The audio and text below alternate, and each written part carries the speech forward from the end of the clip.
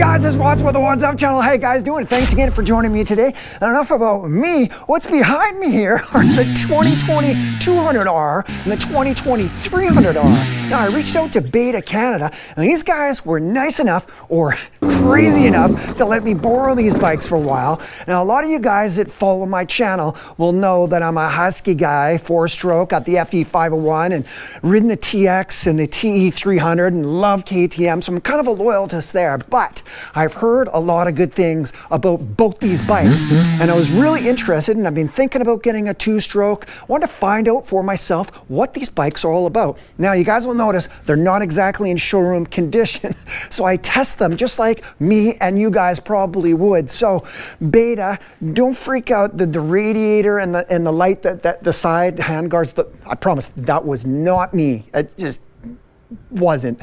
You guys, let's get into it and check out what these bikes are all about. Now, if you're looking for a video that deep dives into factory specifications, then this video is not for you. But if you're looking to hear and see the unique personalities of these two woods weapons, the fun factors, or why they may suit you, or why you'd want one versus the other, and what my personal preference was after riding both, then you've arrived.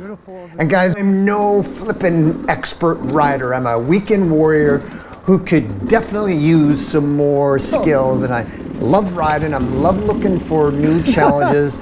And as you guys well know, having the right tool or woods weapon for a ride can make all of the difference. Now, to keep things balanced and even Steven, we got Trevor and myself, and different riding styles too, and different levels of experience. And we tested in a whole lot of different conditions. We were in challenging single track, snow, mud, wet, greasy, bratty roots and rocks, steeps and descents and flowy stuff. We were in sandy hills. We had the whole kit and caboodle. So a bit of a spoiler alert, I found myself liking the 2020 200RR immediately.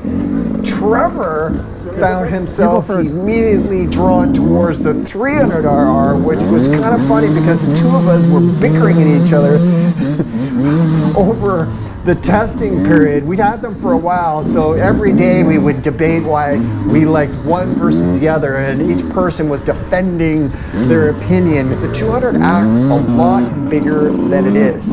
It screams, and it's a ton of fun. I was surprised. The 200 has a ton of jam, and it's so nimble and light. That's what I liked about it. It was extremely luggable too. The 300 guys will tell you that 200 doesn't have enough torque. They'll tell you it doesn't have enough luggability.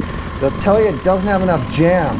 They'll tell you it's gutless. And the 300 will change your life. That's what they'll tell you. But I found the 200 really capable, and I really liked how light it was. I liked how nimble it was, and I found it had a lot of torque and a lot of luggability. I'm going to show you some footage of where I lugged it, and I tested it because I was curious for myself, because I liked this bike so much. I thought, well, there's got to be something wrong with it.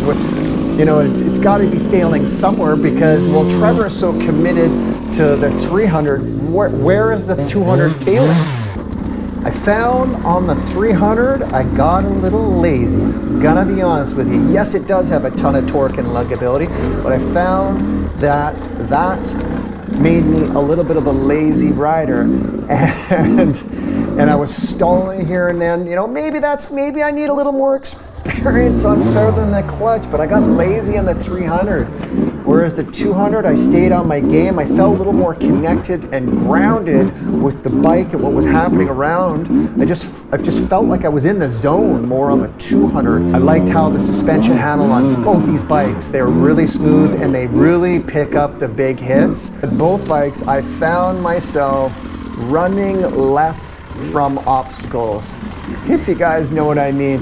I find myself in the past, I would spend all this time running from rocks or roots, trying to find the cleanest line. And with these bikes, because of the suspension, they're just really well balanced.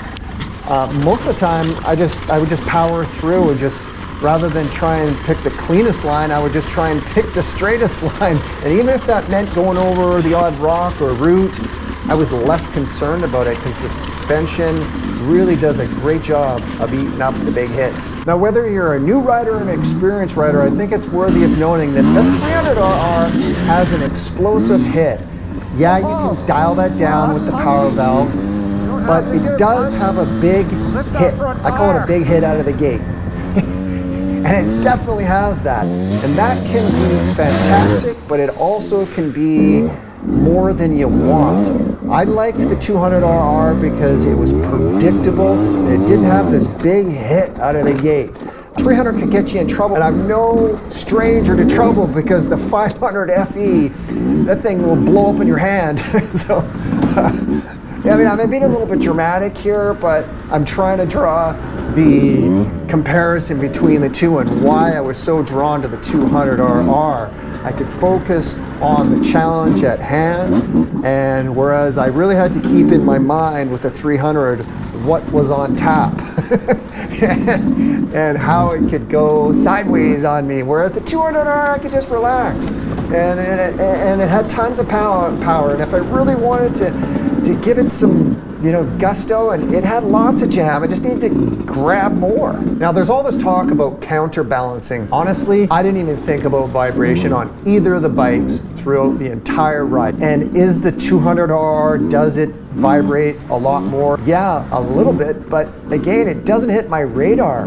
Other things on my mind, and it's not whether my bike is vibrating. That doesn't even hit my top 10. Price, both these bikes are very similar. They're $750 to $900 apart, depending on where you buy them.